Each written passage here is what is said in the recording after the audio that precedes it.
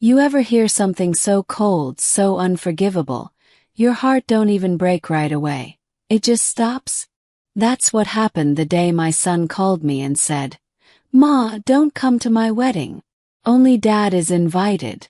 If you show up, we'll have you removed." Just like that. No lead-in. No apology. Just a gut punch straight from the mouth of the same boy I carried for 9 months, nursed through fevers, prayed over in hospital rooms, and defended even when I shouldn't have. That boy. Sheila. I'm a mother. And if you've ever been a mother, then you know what it means to love past logic, past betrayal, past your own pain. But I wasn't prepared for that phone call. I remember everything about that day. The smell of my coffee, half drunk. The TV was playing some talk show in the background, but all I could hear was Jaden's voice. Sharp, dismissive, like I was some woman who showed up begging him for a favor. Not his mother. He said it clear. Only Dad is walking me down the aisle. We already talked about it. I don't want drama on my wedding day. You'll get the pictures later. He said he didn't want drama. I raised him in the drama. Scrubbing toilets and pulling doubles to make sure he had shoes on his feet and school supplies that weren't hand-me-downs. When his father left me, for another woman and 2 new kids, I was the one still packing lunches and kissing scraped knees. But here Jaden was, making me feel like I was a problem. Like my presence would ruin the most important day of his life. And the worst part, he meant it. I asked him one time, "Jaden, why would you say that to me?" And you know what he said? "It's just better this way, Ma. Don't make this about you. Don't make this about me." Lord. That boy has no idea what I swallowed to make sure his life wasn't about me. That night, I sat in my kitchen chair for hours. I didn't cry right away. I just stared. All I could think about was the first time he said, "Mama." The way he used to grab my pinky finger when he was scared. And how he used to say, "When I grow up, I'm gonna buy you a big house, Mama." Funny how things change. I didn't tell nobody at first. Not my sister, not my best friend, not even my pastor. I didn't want pity. I didn't want advice. I just wanted to understand why. But see, what I didn't know at that point was why was bigger than just a hurtful phone call. Much bigger. What I didn't know was that this wedding, this guest list, this rejection, it wasn't just Jaden being ungrateful. It was part of something darker.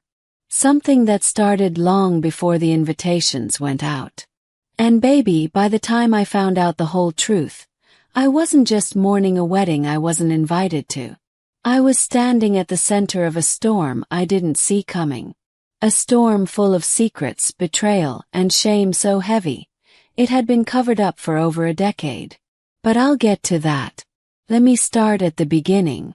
Before the lies. Before the letter. Before the revenge. Before the moment my son looked at me and said I wasn't welcome. If you're watching this from anywhere in the world, Detroit, Charlotte, Chicago, doesn't matter, sit tight. You're about to hear a story that'll have your jaw on the floor and your heart in your hands. And if you've ever loved a child more than they loved you back, stay with me. This ain't just my story. Might be yours too. You don't forget the day your baby takes his first steps. Jaden was 9 months old. The floor was cold. I had just come off a night shift at the nursing home, and my knees were still aching. But none of that mattered when he let go of the couch, stumbled toward me, and landed right on my chest. I laughed so hard I cried. He looked up, smiling that gummy smile, like he knew he'd done something great. I held him for the next 10 minutes straight, just whispering, "Mama's proud of you," over and over. That's the boy I raised. I raised him through asthma attacks that kept us in the ER more times than I can count. I raised him through winter nights when the heat got cut off and I had to warm the place with pots of boiling water and prayer. I raised him when Anthony, his father, walked out on us like we were bad credit. Me be clear. Anthony didn't die. He didn't disappear. He left. Left me with a 6-month-old and excuses about not being ready to be a father. Funny how ready he got when his little girlfriend popped up pregnant a year later. 2 more babies. New wife. New life. And suddenly, he had all the love in the world to give, but not for the child he already had. But I never let Jaden feel that lack. I was mama and daddy. Birthday balloons, back-to-school shopping, science projects, choir rehearsals. I did it all. I sold Avon, cleaned offices, and worked overnight as a home health aide just to make ends meet. We didn't have much, but he always had what he needed, and a little more. For years it was just me and him against the world. My boy. My baby. The one who used to make me Mother's Day cards out of construction paper that said, "I'm glad I got you, Mama." But something shifted when he turned 17. It wasn't overnight, no. It started small. Missed curfews, new attitudes, calling his daddy Pop like he'd earned the title. I'd ask where he was going and he'd shrug. "To Dad's," he'd say, like it wasn't a knife each time he did. First, I was glad they were reconnecting. I thought maybe it was healing. Maybe Jaden could get what I never had. A father who showed up. But it didn't take long to realize Anthony wasn't just reconnecting. He was rewriting. Suddenly, I wasn't the woman who'd held Jaden's hand through fevers and finals. I was the strict one. The bitter one. Anthony was the cool dad with gifts and a house in the suburbs. And I was just the woman who held him back. I heard those words once, straight from Jaden's mouth. "I could have done more if you weren't always so paranoid, Ma." That stung. Because I wasn't paranoid. I was protective. There's a difference. But Anthony, he had time and money now. He took Jaden on trips. Let him drive his car. Bought him a chain for graduation. And that little girl Jaden was dating. Anthony was all up in that too. I'd see them laughing at cookouts like they were one big happy family. They painted me out like I was the villain in a story I wrote from scratch. And even then I didn't fight it. I stayed quiet. Kept cooking Sunday dinners. Kept praying. I just wanted my baby to know I was still here. That I was the one who taught him how to walk. Not that man who swooped in when the hard part was over. But as time went on, Jaden started walking farther and farther away. From me. From the truth. From the woman who made him. And by the time that wedding invite or lack thereof came, I wasn't even surprised. Heartbroken, yes, but surprised. Because long before he told me I wasn't welcome, he'd already started treating me like I didn't belong. You ever meet somebody and something in your spirit just says, "Watch her"? That's how I felt the first time I met her. Kara. Jaden brought her over one afternoon during his sophomore year in college. He said, "Ma, this is Kiara," all proud like he'd just introduced me to Michelle Obama. She smiled real sweet, leaned in for a hug, said all the right things. "So nice to meet you, Mrs. Sheila. Your son talks about you all the time." I wanted to believe her. I really did. I wanted to believe I was being paranoid. That I wasn't just one of those overprotective moms who side-eyes every girl her son brings home. But the thing is, love don't lie. Energy don't lie. And mothers, we see things before they show up. The way she looked at Jaden wasn't love. It was control. Quiet, polished control. She wrapped herself around him like a ribbon on a gift.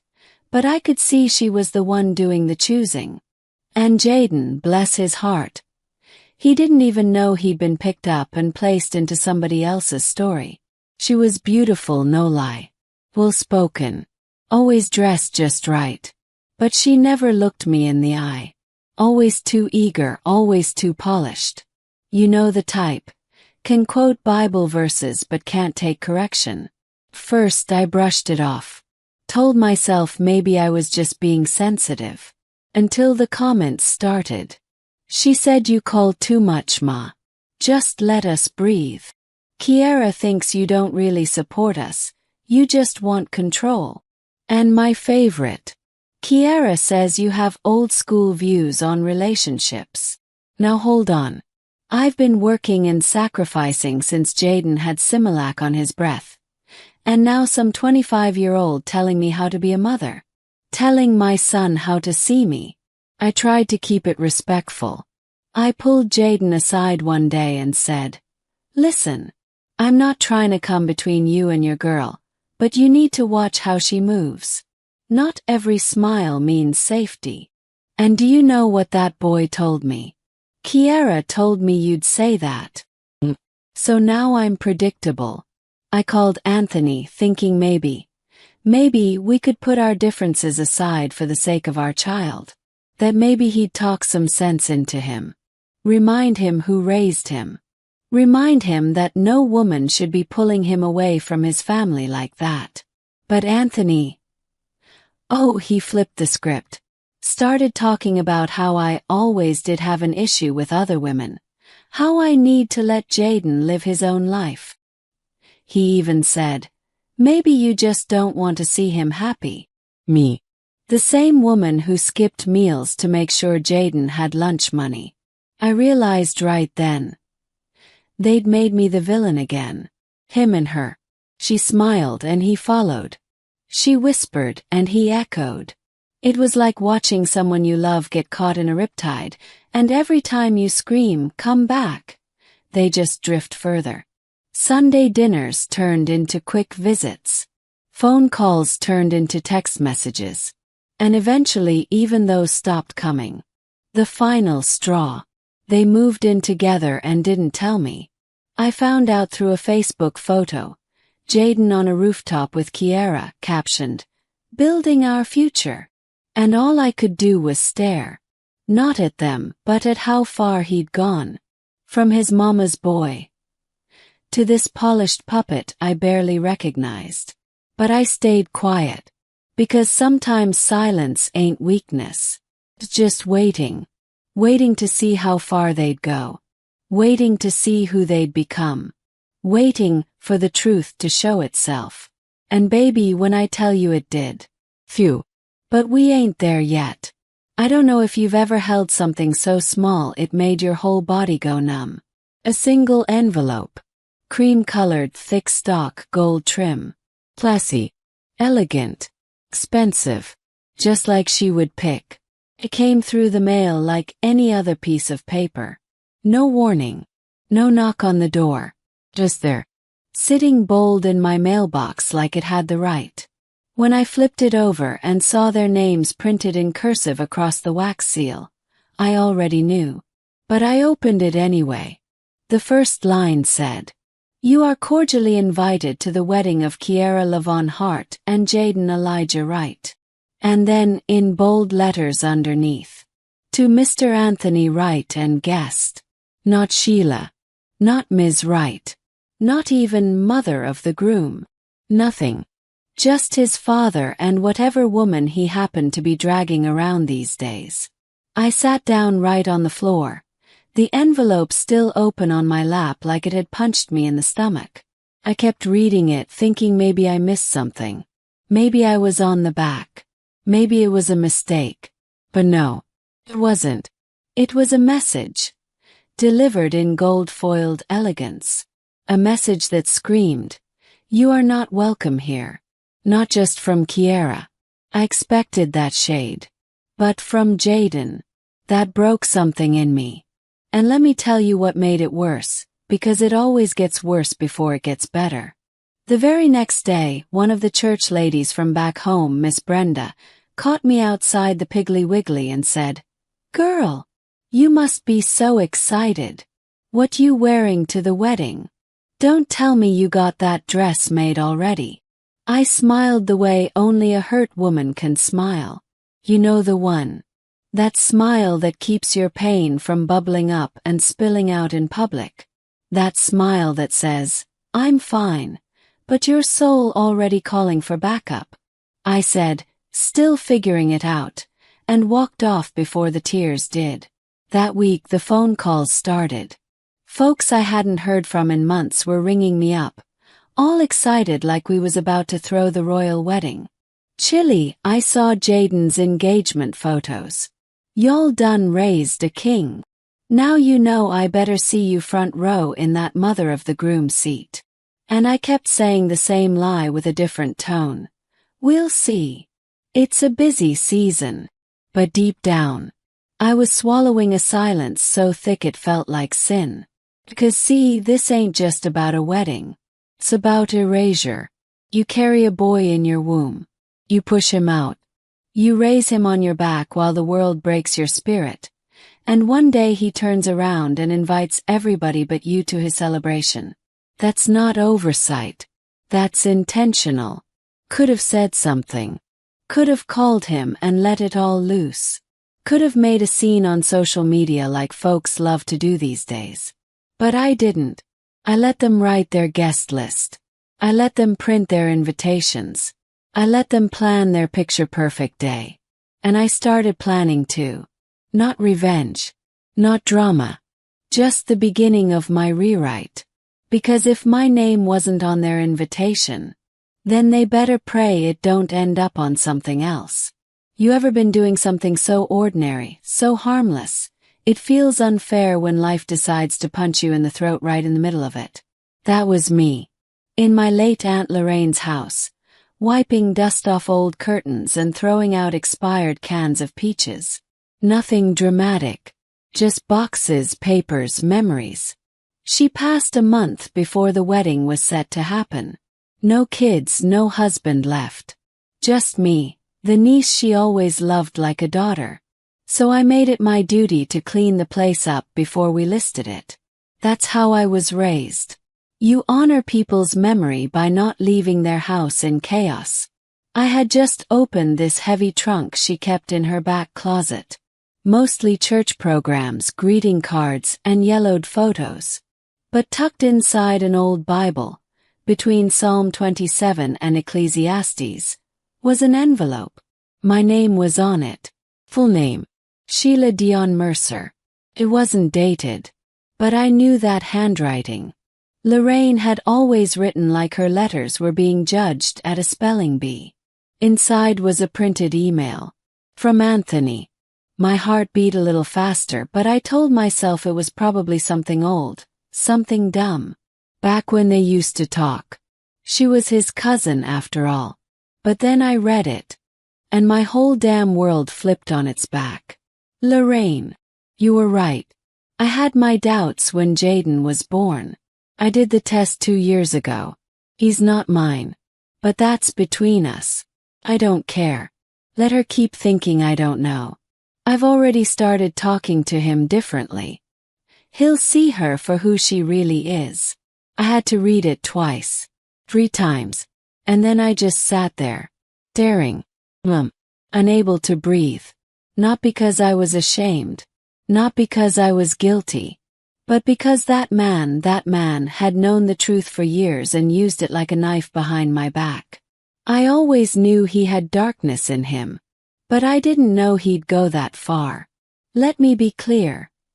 I never lied about Jaden's father. Anthony was there when he was born. He signed the papers.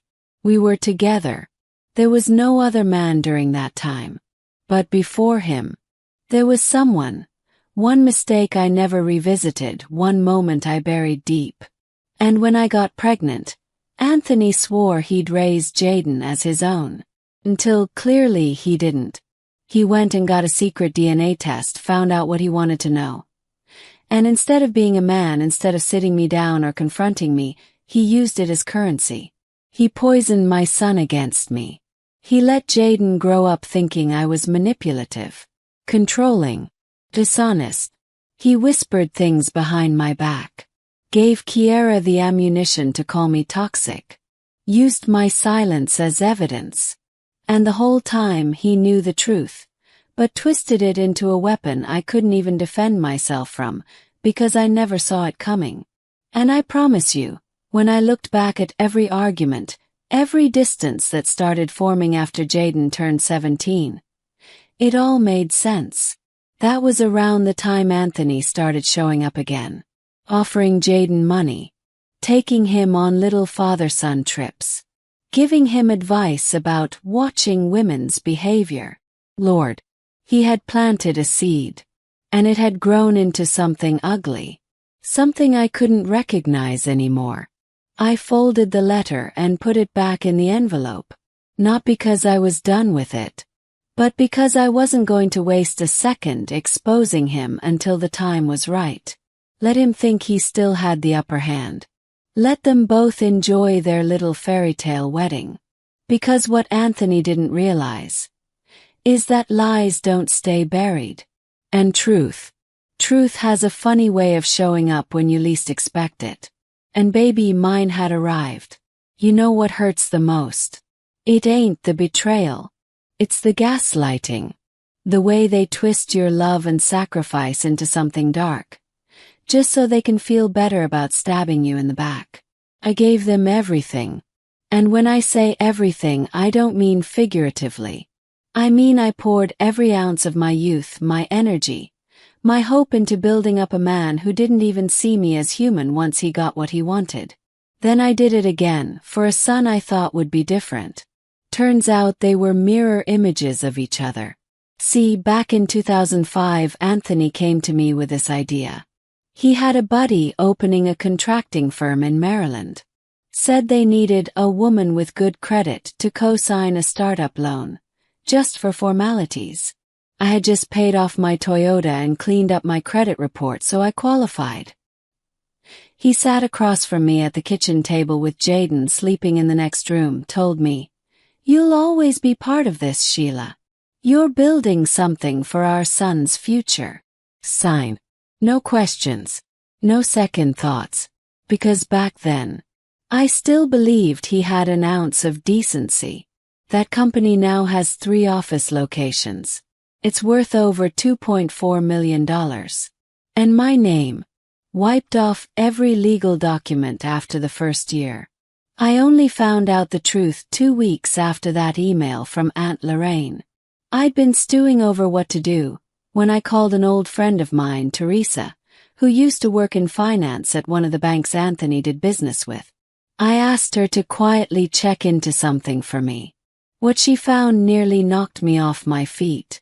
Not only was my name used to secure the original business loan, but Anthony never removed it after the company was launched. He just stopped telling me. That loan stayed under my credit profile for 5 years. I paid interest I didn't even know about, quietly deducted from my taxes because I was still listed as a joint filer for the business entity, even though I hadn't seen a dime. And you want to know what that company is funding now? The wedding. My son's wedding. The same son who told me not to show up. The same one who said I'd make it uncomfortable. Kiara's dress. Paid for by my ruined credit history. The wedding planner. Cut a check straight from a Blackstone account. So tell me, how does it feel to be the invisible backbone of a celebration you were never welcome at? Feels like grief. Not grief for what I lost, but grief for what I never really had. Man who valued me. Child who saw me. A family that wasn't built on performance. Anthony didn't just lie. He used me. He stole from me. And the cherry on top, he told Jaden I was the thief. That I once stole money from his grandmother. That I was unstable, manipulative, spiteful. I couldn't figure out where Jaden got those stories from. Why he'd look at me sideways, flinch when I raised my voice, question my every move. Now I know. Anthony had been sowing those lies for years. Poisoning the well until there was nothing left but suspicion. And Jaden drank it all, willingly. But here's the part that makes me laugh now. They thought I'd just go away quietly. They thought erasing me would be easy. But baby, I was raised by women who knew how to survive. Who knew how to hold their dignity in one hand and vengeance in the other without ever breaking a sweat. So I started documenting everything. I had proof of the loan, bank records, letters, credit reports. I even got a quiet consult with a lawyer just to make sure I wasn't overreaching. Turns out, I had grounds for fraud, identity theft, tax evasion. Anthony had committed crimes, federal ones, and I had receipts. But revenge wasn't about jail. Not yet. Revenge was about exposure. And trust me when I say, this wasn't just about getting even anymore. This was about getting my name back. And making sure neither of them could ever hide behind lies again. Let me tell y'all something my grandma used to say. The truth don't sleep. It waits. And when it wakes up, baby, it comes with a vengeance. After everything I uncovered, the stolen loan, the lies about my character, the wedding being funded by my own damn name, I couldn't sleep. Not out of fear, but because something in me had finally clicked into place. That soft, forgiving, always making excuses woman. She was gone. What was left? A woman with a long memory and a fire that wouldn't die. Now I needed proof. I needed to show that all these years, it wasn't me who tore this family apart. It was Anthony. And someone out there knew what he'd done. That's when I remembered Curtis. Curtis Whitmore was Anthony's best friend back in the day. They were thick as thieves, until one day they suddenly stopped speaking. I never knew why, but something told me. Curtis might know more than he ever let on. So I reached out. I didn't threaten, I didn't beg. I just said, Curtis, if there's anything you've been holding on to, now's the time to tell it. Because I ain't coming for drama. I'm coming for the truth. And I think you've had it locked in a drawer for too damn long. There was silence for a minute. Then I heard this sigh. Come by tomorrow. I drove an hour and 20 minutes the next day with my heart damn near pounding through my ribs. I sat in that man's kitchen, across from a face I hadn't seen in over 15 years. He looked older, tired, like regret had been sitting heavy on his shoulders for a while. And then he started talking. Anthony been planning to cut you out since before Jaden hit middle school, he said. He used to brag about it. Said he was just biding his time until you served your purpose. Then he was gonna erase you and rewrite the story. I didn't flinch. I just stared. Back in 2008, Curtis continued. He showed me the first draft of those business docs with your name already faded out. He said he had plans to make it all his and the boys'. He even laughed about using your credit. Called it repayment for years of nagging. That man laughed over using me like a doormat. But Curtis wasn't done. He stood up, walked to a dusty old file cabinet in the corner, and pulled out a folder. Kept. Because I knew one day he'd pushed too far. Inside were copies of emails Anthony had sent, from his old business account, talking about neutralizing the threat and securing leverage over Sheila. There were bank transfers, too. Ones Anthony had made using an account still partly tied to my name. He had documents prepared to shift ownership completely without my knowledge, and even had a notary forged on one of the contracts. Forgery. Had no idea. I sat there numb. 'Cause for years I thought I was crazy. I thought maybe I'd overreacted. That maybe I was too emotional. But now I had paper proof. Curtis leaned back in his chair, looked me dead in the eye and said, I didn't speak up back then. Should've. But I ain't gonna sit quiet now and watch you get buried by lies. That moment. It was like my soul inhaled for the first time in decades. Thanked him. We hugged. And I promised him. This ain't revenge. It's resurrection. I'm not coming to destroy. I'm coming to rebuild. That night, I laid everything out on my kitchen table. Old credit reports, Curtis's emails, signed papers, photos, tax records. I wasn't just a bitter mother trying to crash a wedding. I was a woman with a case, with a voice, and baby with evidence. So to anybody out there that's ever been lied on, discarded, or erased, let me tell you something real clear. They can bury the truth under 1,000 bricks of manipulation, but the truth never dies. It just waits for the right hands to bring it back to life. And my hands were steady now. Weddings got a funny way of making folks act like royalty. Like the crown ain't crooked and the throne ain't built on lies. Jaden's wedding was all folks could talk about that week.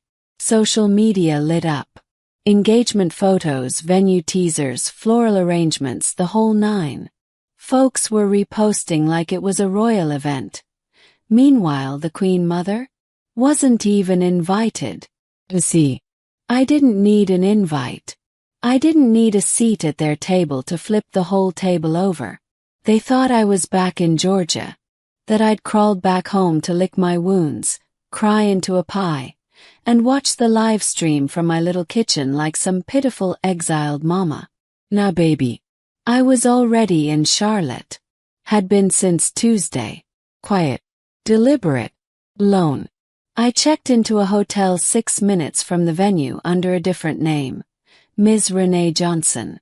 Fake name, real mission. I wasn't there to interrupt. I wasn't there to beg. I wasn't even there for drama. I was there to witness. To let the lies get dressed up, take their vows, and dig their own graves. I walked the area like a ghost, hood up, glasses on, head down. But every step I took was a step closer to closure. Not revenge the way they imagined. No, this was surgical. I wasn't burning anything down. I was cutting the cancer out. That Thursday, I took a slow walk around the hotel where most of the guests were staying. I spotted Anthony at the lobby bar laughing with a woman who wasn't the one he left me for. Guess new lies come with new side pieces. That man had aged like spoiled milk, and I didn't feel one drop of nostalgia. A shame that I ever gave him my 20s. On Friday, I visited the venue grounds. Not to cause a scene. I just wanted to see it. They picked one of those high-end outdoor barn venues, the kind with string lights, gold chairs, and white roses growing up the columns. Pretty on the outside, rotten underneath. Fitting. Security was tight. You'd think the president's niece was getting married. I stood across the road and watched for a while.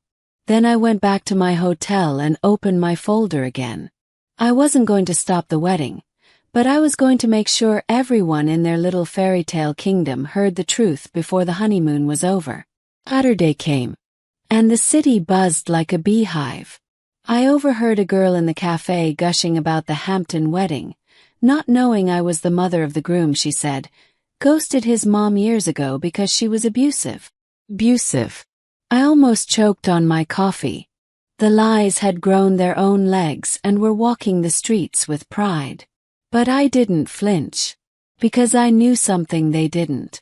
I'd also mailed a confidential packet to the venue coordinator. You ever see a wedding venue panic when they learn one of their clients forged notary signatures and had a fraud investigation pending? I wasn't out for blood. I was out for balance. And this weekend, that scale was gonna tip. They played with my name. Used it, erased it, twisted it, and built their fantasies on top of it. But you can't bury the root and expect the fruit to be sweet. This wedding week was my rebirth week. Not the kind with streamers and cake. The kind where a woman reclaims her narrative. Lone, strong, and smiling with a secret. I didn't knock. I didn't text. I didn't ask permission. I just walked in. Lone. I didn't raise my hand. I didn't wait to be called. I just stood up. Right in the middle of the toasts. After the best man fumbled through some tired jokes. I stood up in that deep red dress, held my small envelope in one hand, and let the other rest on the edge of the table like I'd been holding back a storm for years. Jaden saw me and stiffened. Anthony's grip on his champagne glass turned white. And the mic. It didn't come to me. Took it. See, I wasn't invited to speak. But what they forgot was, without me there wouldn't even be a wedding. There wouldn't be a Jaden. And the truth they tried to bury. That truth had legs. I raised the mic like it was a scalpel, not a microphone. My name is Sheila, I said. Mother of the groom. And no matter what you've heard, I am his mother. A few folks shifted in their chairs. Some stared like I'd interrupted a sacred ceremony. But I wasn't here for their comfort. I pulled out the folded letter. Old paper. My aunt's handwriting, the one she left tucked inside a family Bible. Meant for me, never meant for the public. But betrayal don't deserve privacy. I read it. Word for word. She had written, Sheila, I don't know when or if you'll ever find this. But if you do, don't let them erase you. Anthony always knew. He took a paternity test. He told me himself. Said he'd wait for the right moment to use it against you. Kept going. And for years, I said. He let that boy believe I was the liar. Problem. The mistake. All while cashing checks in his name. Using my credit to build a business that's now paying for this very dinner. Jaden's face turned hollow. I looked right at him. You don't have to love me. You never did. But you won't rewrite me out of my own story. Not without consequence. Silence choked the room. Anthony looked like a man caught in the rain with nowhere to run. He tried to speak, but what words can clean up that kind of mess? I handed the letter to Jaden. Your real story starts now, I said. Then I handed the mic back. Didn't drop it. Didn't storm off. I just returned it like I was finished doing surgery. 'Cause I was. I turned and walked out. And baby, you could feel the air leave that room like truth had just cracked the windows open. Jaden didn't wait for dessert. The moment I walked out, he followed, storming past tables, knocking over a wine glass.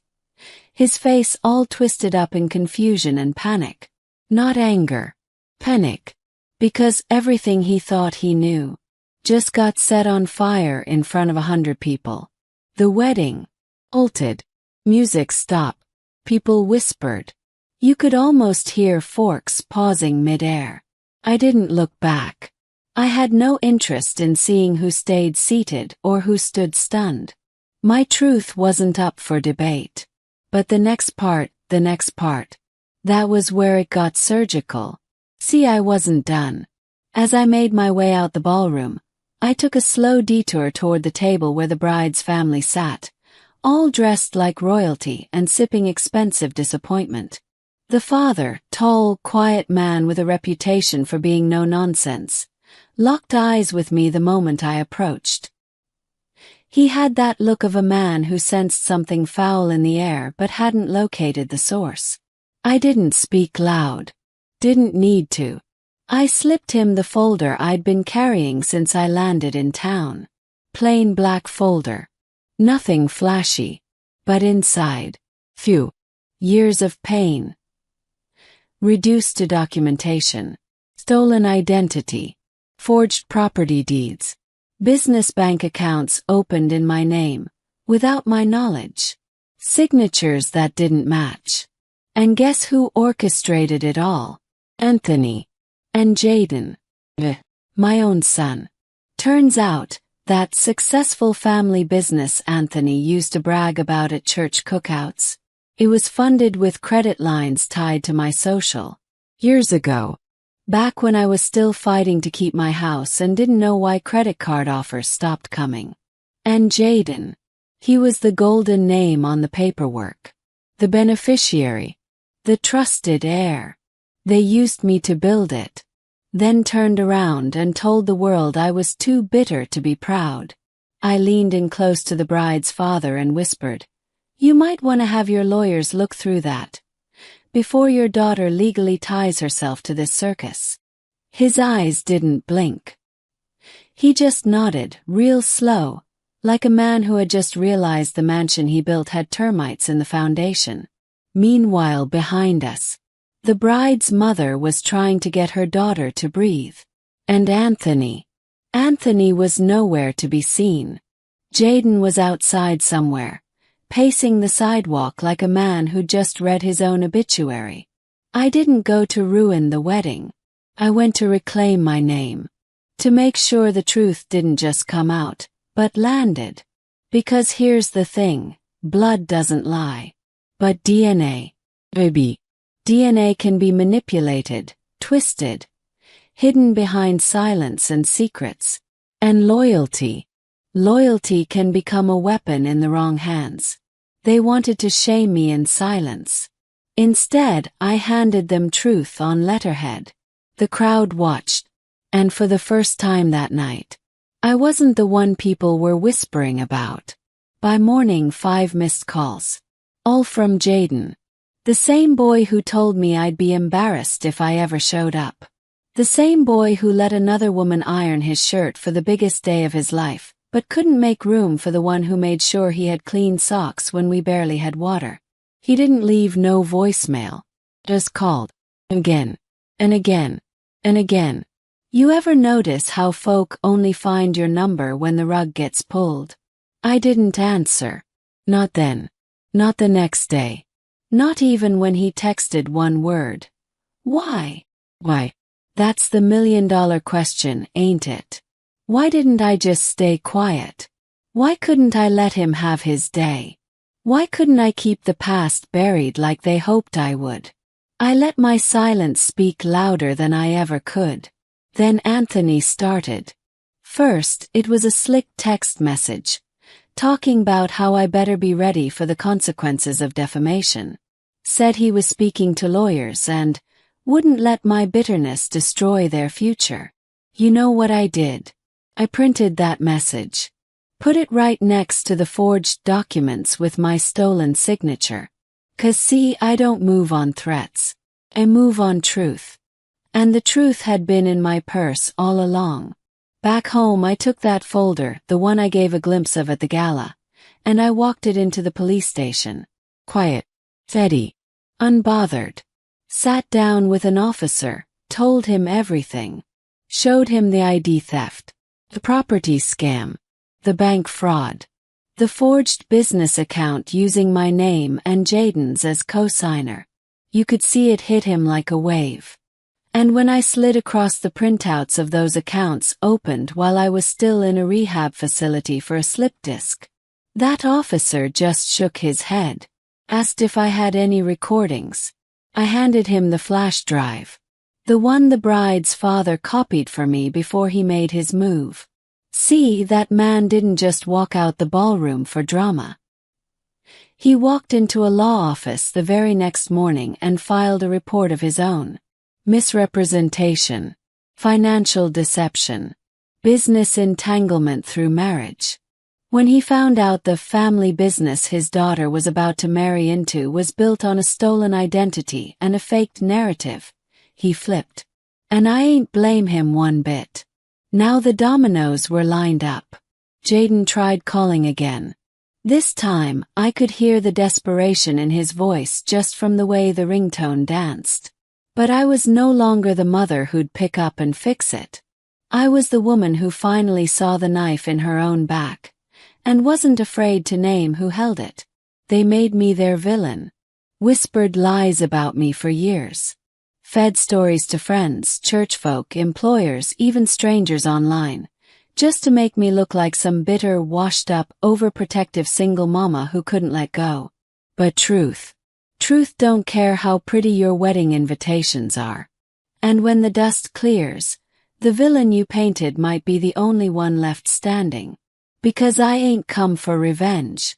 Came for my name. And baby, I got it back. Let me tell you how karma cashes out. After I handed over every shred of documentation I had, fraudulent property transfers, forged loan applications, bank withdrawals I never authorized, it didn't take long before the right people started moving. The bride's father made the first call. Quiet man but sharp. Had a private investigator on payroll to work for him. Turns out Anthony's business, the one he always bragged about, the one funding all their big boy fantasies, was built on my identity, my credit, and a shell game of false paperwork. And once the bank got wind of it, phew, you should have seen the panic. Accounts frozen. Contracts voided. Investors pulled out like rats from a sinking ship. The same man who once told me I was bitter for asking about a loan I never took out. He was now sitting in his office watching everything he'd stolen slip through his fingers. As for Jaden, oh poor boy, you'd think with all that education and fake maturity, he'd have done a little due diligence.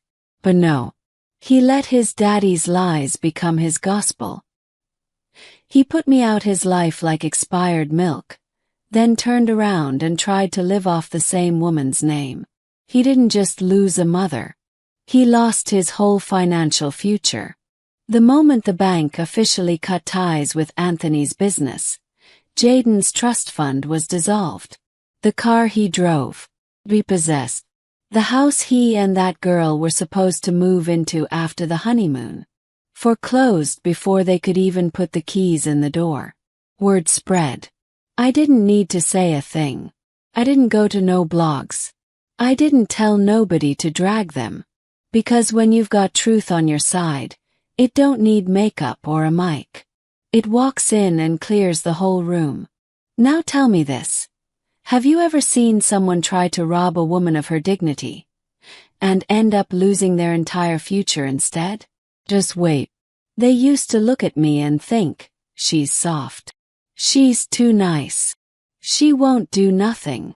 They were right about one thing. I didn't do nothing. But it wasn't because I was weak. It was because I was watching. See, when people write you off, they get sloppy. They stop whispering. They stop hiding the lies. They assume you're too old, too tired, too broken to keep up. But what they never counted on was patience. Months passed since that wedding never was. Since the truth came crashing down like glass. Since Jaden's bride called off the ceremony and her daddy filed charges. Since Anthony's accounts got frozen and his little pyramid scheme came tumbling down. Since the bank finally sent me a letter that read like an apology without ever saying, sorry. I didn't throw a party. I didn't post a thing online. I just got back to my peace. Now I walk through my garden every morning, real early before the sun gets disrespectful. That little patch of earth behind my house. That's where I remind myself that roots grow in silence. You don't hear them stretching. You don't see the fight happening underground. But give it time and what was buried rises. A neighbor stopped me the other day. Said, Miss Sheila, you ever think about telling your side to the world? Writing a book or something? I laughed. Not because it's a bad idea, but because the people who needed to hear my story already heard it. I got a voicemail from one of Jaden's childhood friends, one who stopped calling me when all the lies started floating around. She said, I'm sorry. I believed the wrong people. I ain't even mad. Most people do. That's what charm does. Makes monsters look like mentors. But me, I never needed the spotlight. I didn't need to scream on street corners or chase justice in a courtroom. That ain't my way. Fighting loud don't win wars. Strategy does. I knew if I exploded early, they'd twist my anger into the proof they were looking for. See, she's unstable. See, she's bitter. So I stayed still. I stayed smart. I let them show their hand while I held on to mine. And let's be clear, this wasn't about getting even. It was about getting right. About reclaiming what was mine. My peace. My power. Folks love to say silence is weakness.